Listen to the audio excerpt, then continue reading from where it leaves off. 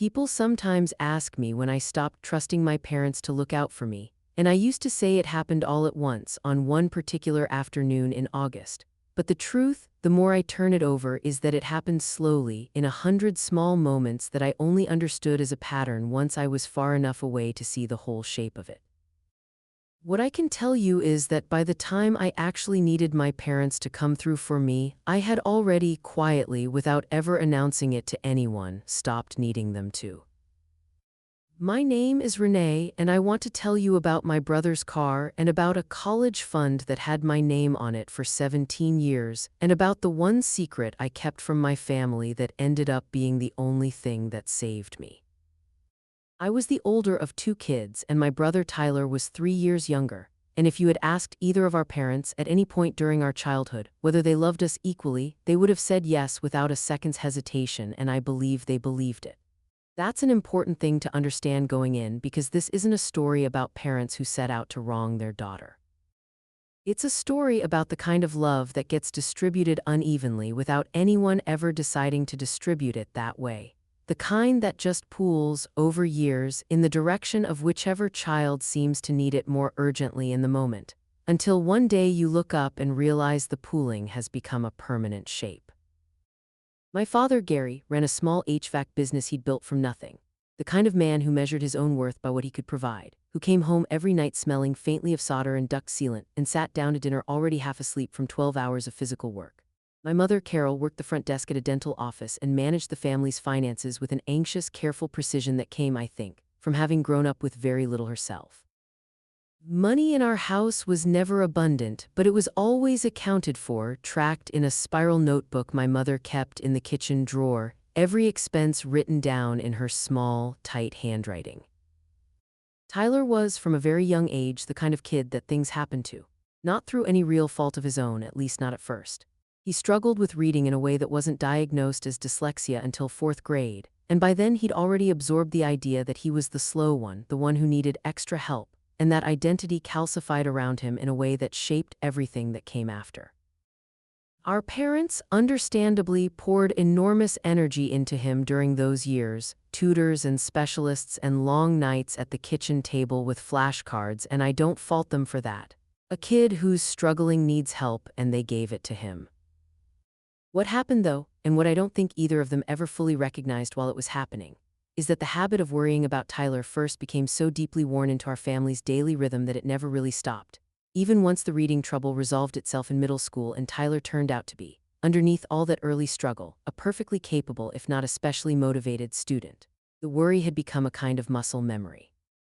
Whatever room Tyler was in, my parents' attention gravitated toward him, the way water finds the lowest point in a yard, not because anyone chose it, but because the ground had been shaped that way for so long that it couldn't do anything else.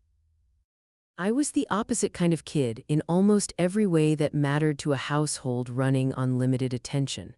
I read early, I did my homework without being asked, I brought home report cards that required no follow-up phone calls to teachers. I want to be honest that I didn't experience this as a child as unfairness. I experienced it as a kind of quiet identity I built for myself, almost proudly, the daughter who didn't need anything, the one who could be counted on, the one whose corner of the household ran itself. It took me a long time, much later, to understand that being the child who didn't need anything is not actually a natural state a person arrives at.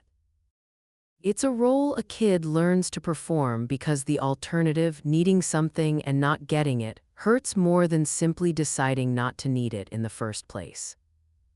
When I was 8 years old, my grandmother on my father's side passed away and left a modest inheritance that my parents decided together to put toward a fund for my education, since I was the older of the two of us and it made sense in their minds to start with the one who was closer to needing it.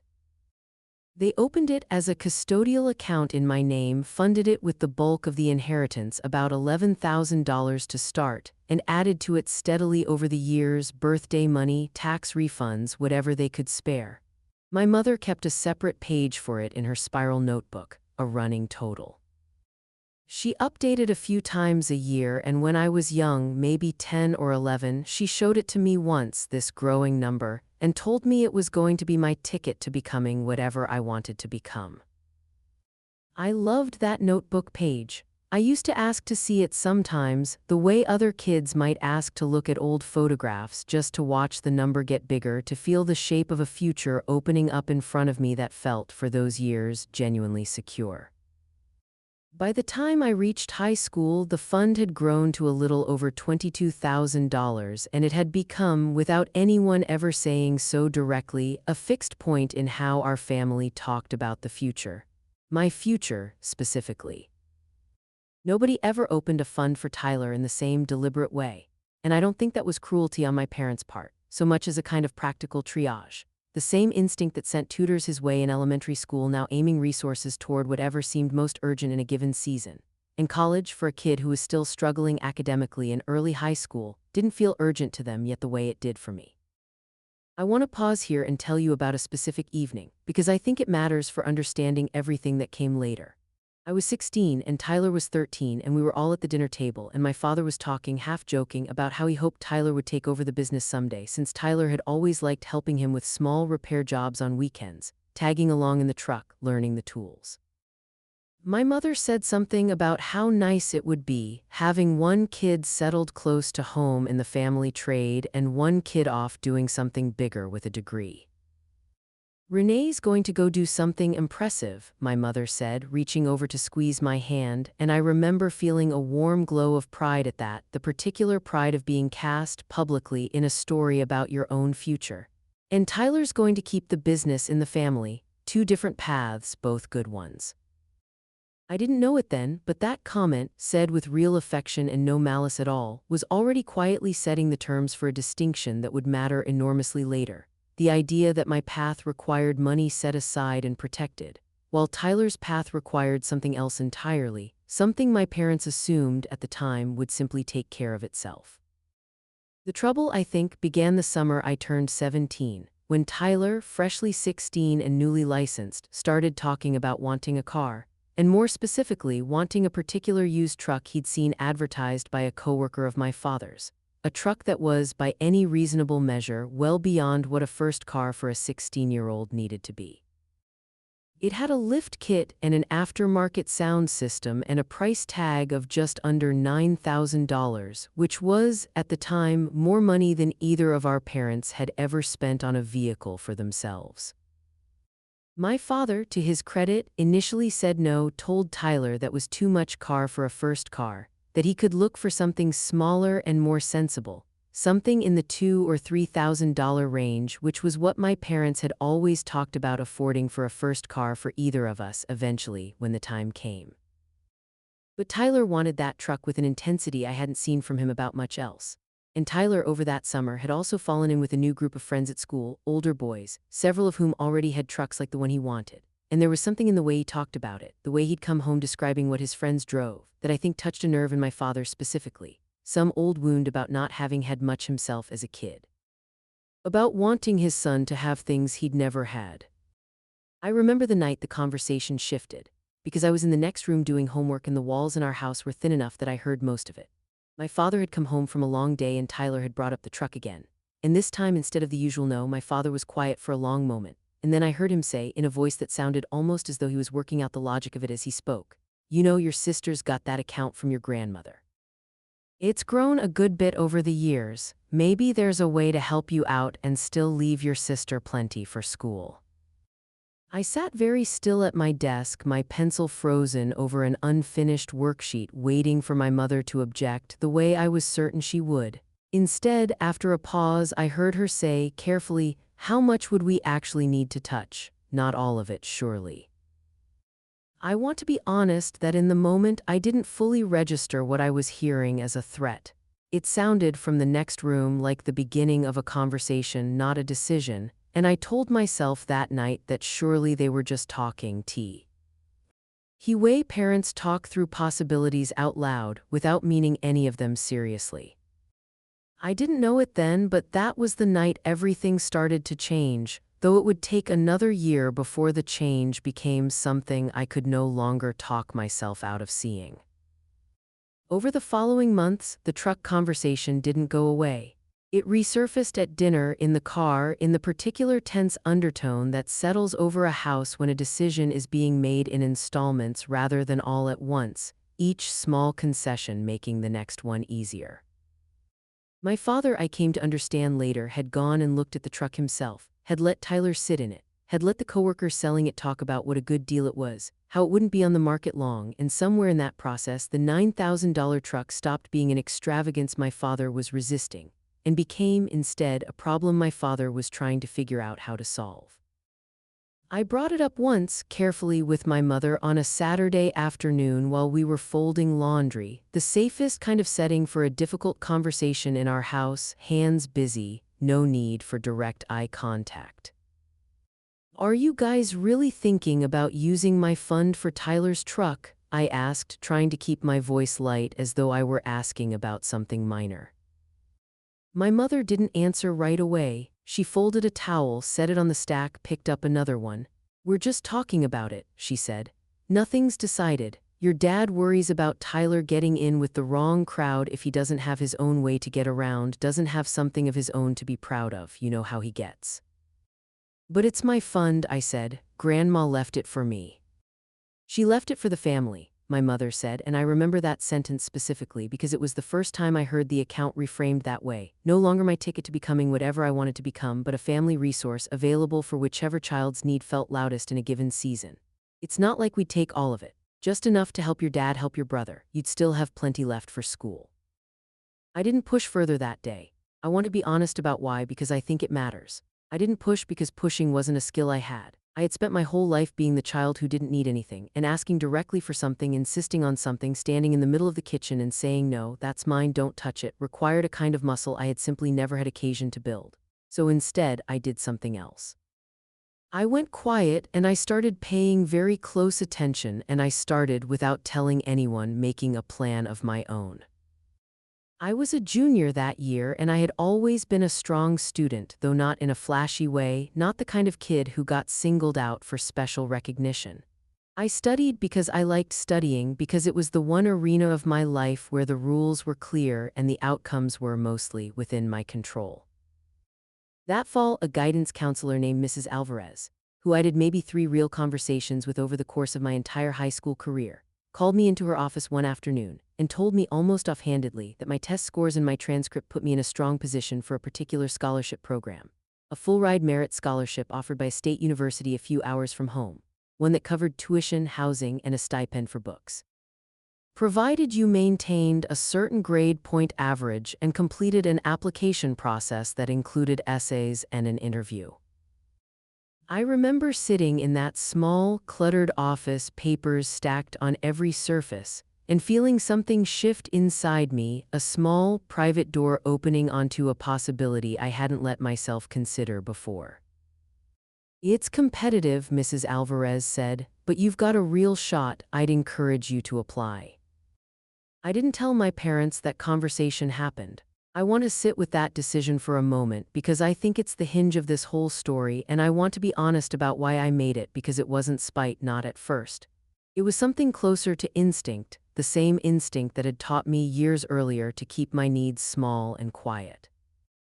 Some part of me understood, even before I could have articulated it, that if my parents knew there was a possible full ride on the horizon, the college fund would start to feel, to them, even more available for other uses. If Renee's tuition is covered by a scholarship, why would she need the whole account? That thought didn't announce itself to me in full sentences that first day. It arrived slowly over the following weeks as I filled out the application in the school library after hours, as I drafted and redrafted the essays on a laptop I brought home and closed the second I heard footsteps on the stairs. I applied in December of my junior year, quietly, without a single member of my family knowing, and I want to tell you that the waiting that followed was one of the loneliest experiences of my adolescence, not because anyone was unkind to me during it, but because I was carrying something enormous entirely by myself, unable to share the hope of it or the fear of it with the 2 people who, in a different kind of family, would have been the first ones I told. In February, the same month I found out I'd been selected as a finalist and needed to travel for an interview, my parents finally sat Tyler and me down together and told us they'd decided to move forward with helping Tyler buy the truck. We were at the kitchen table, the same table where my mother had once shown me the spiral notebook page with my growing college fund written out in her careful handwriting. My father did most of the talking. He explained that they'd be taking $6,000 from my account, which would leave a little over $16,000 still in place for my own future, and that Tyler would be responsible for the remaining balance on the truck through a part-time job he just started at a hardware store. So it wasn't as though he was getting the whole thing handed to him, my father said. There was still some responsibility involved on his end. It's a loan, really, my mother added. From you to your brother, in a way, family helps family. I looked at Tyler, sitting across the table, and I want to be honest that I didn't see triumph on his face.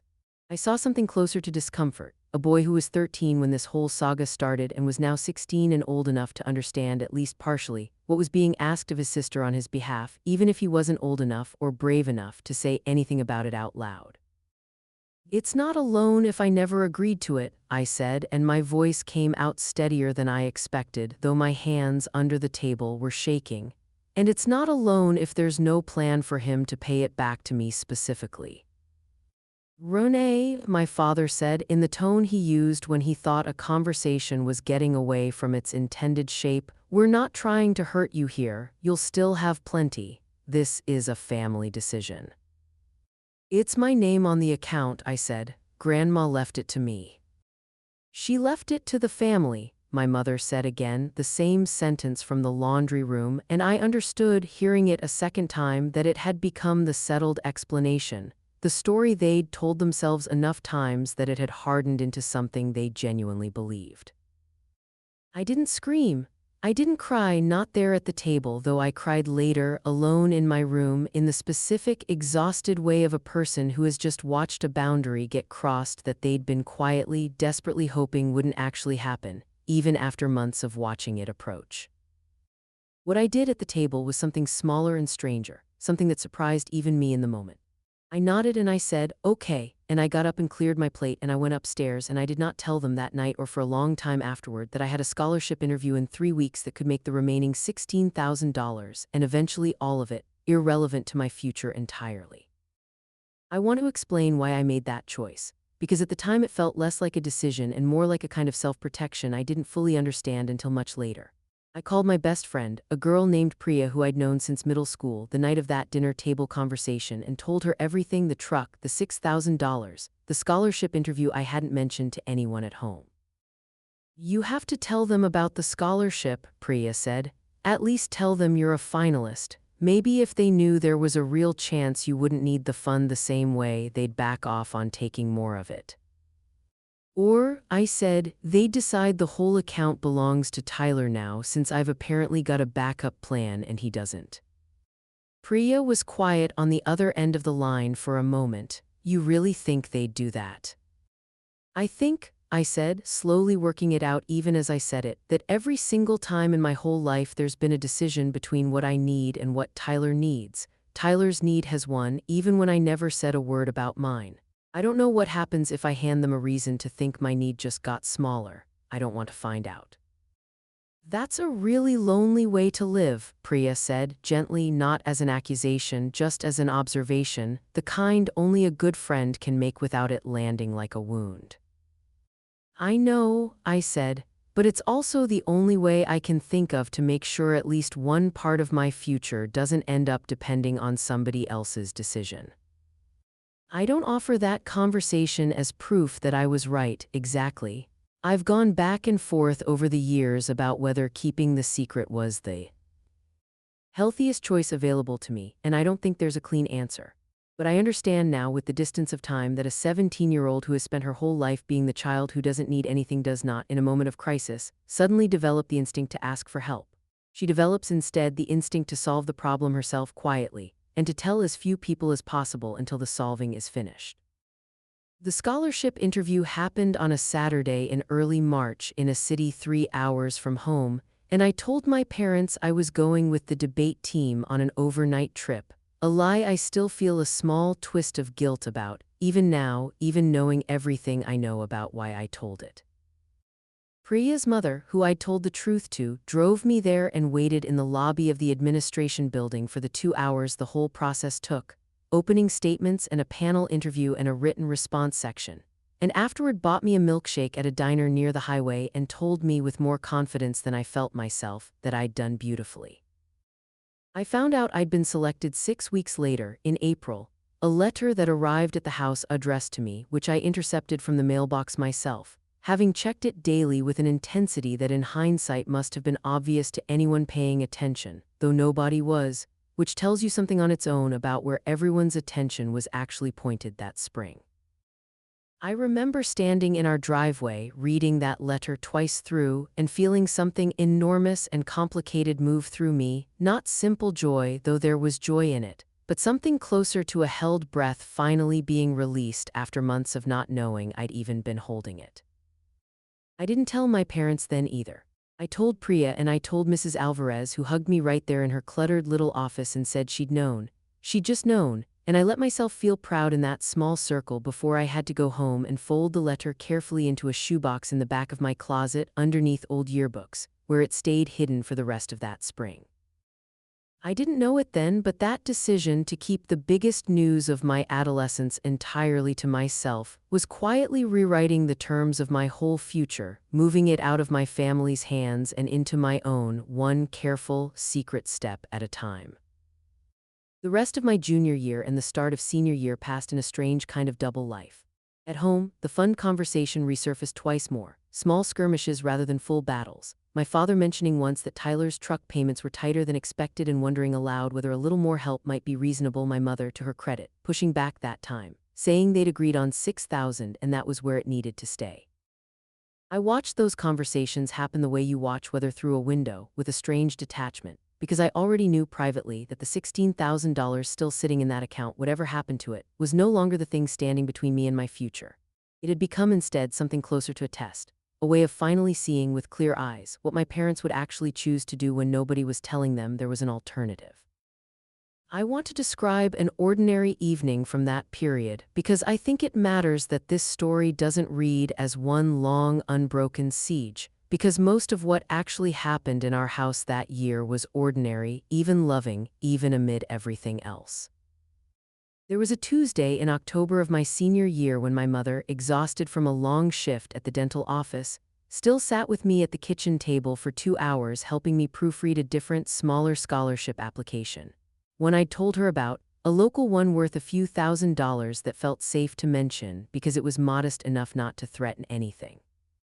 She made us both tea and she read my essay out loud in her own voice, the way she used to when I was little, and she'd read me chapter books before bed, and at the end of it she looked up and said, "You're going to do something extraordinary, Renee. I've always known that." I remember sitting there, that shoebox in my closet not 15 feet above our heads, and feeling a complicated ache, grateful for her belief in me and heartbroken that I couldn't yet let her know how much closer that extraordinary thing already was.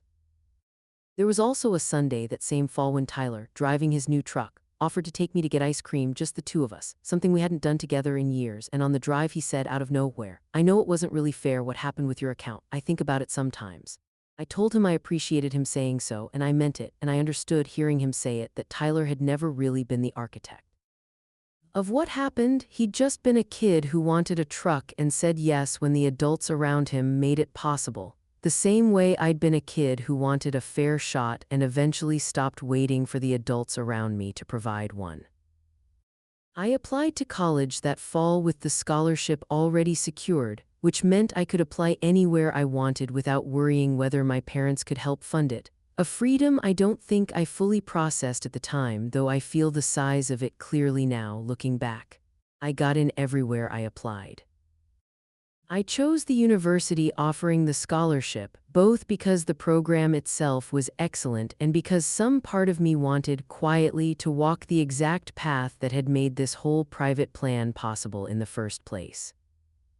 The moment I finally told my parents came in May, a few weeks before graduation, and I want to walk you through it slowly, because it's the moment this whole story has been building toward, and because it didn't happen the way I'd imagined it 100 times in my head over the preceding year.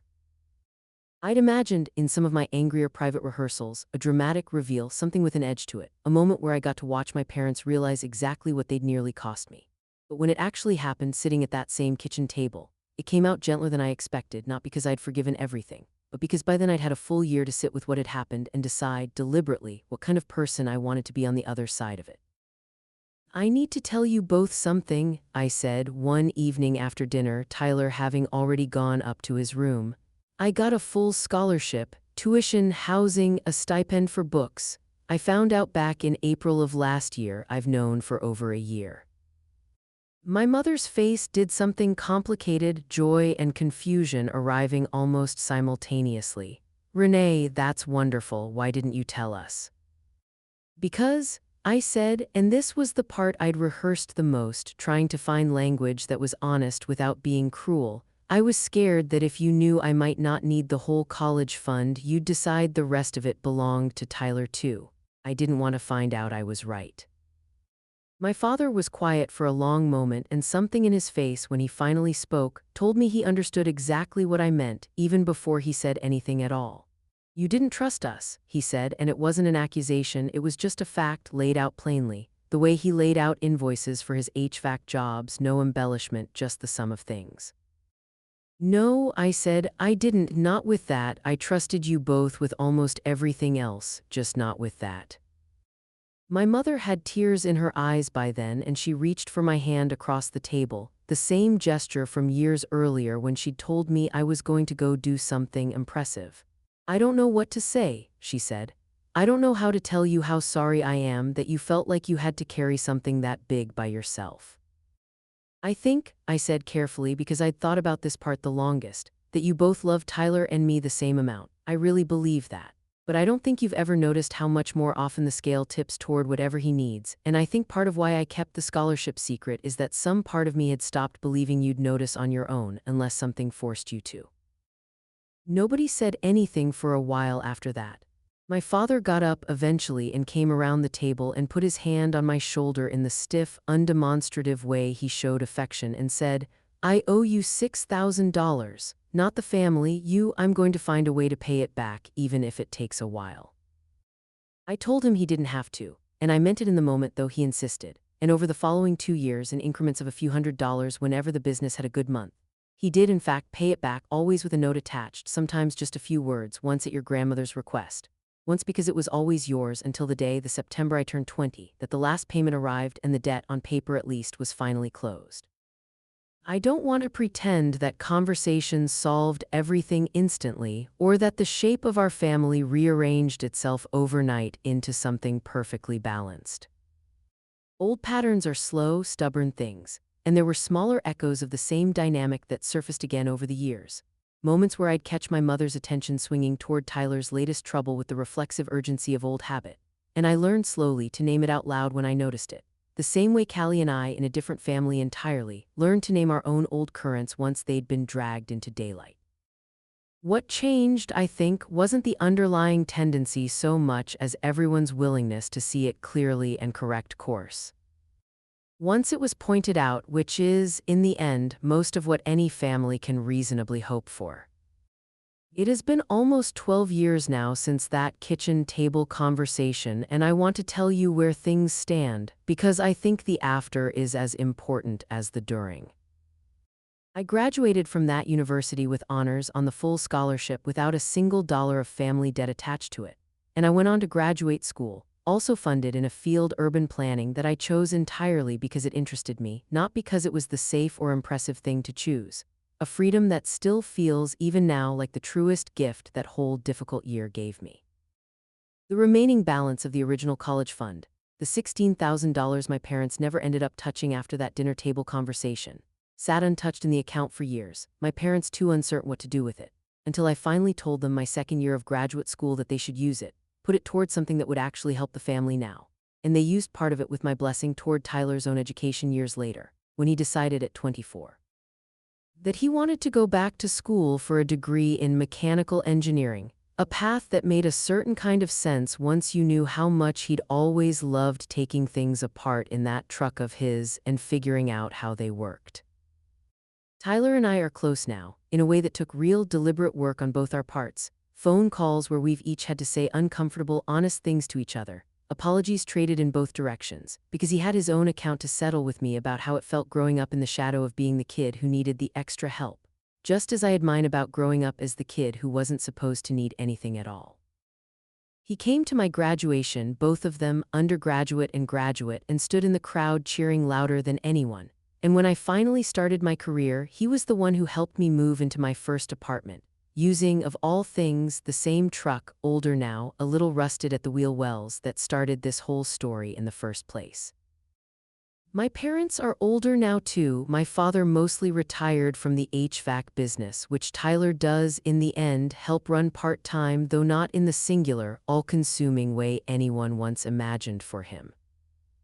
My mother still keeps a version of that spiral notebook, out of habit more than necessity these days, though the entries in it now are gentler things, a running list of family birthdays, notes about what each of us likes for holidays, small evidence of a woman trying in her own careful handwriting to keep better track of both her children equally, going forward, rather than one child's needs eclipsing the other's by quiet accident.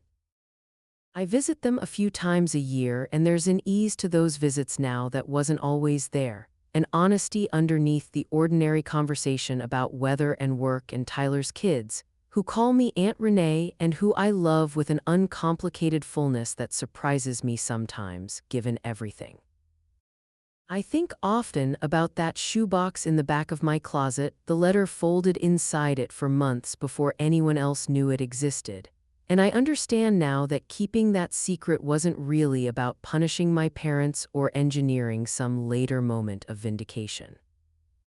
It was about a 17-year-old finally learning, in the only way she knew how, that her own future was allowed to belong to her first, and that some things, once you've built them quietly and carefully with your own two hands, don't need anyone else's permission to be entirely, unshakably yours.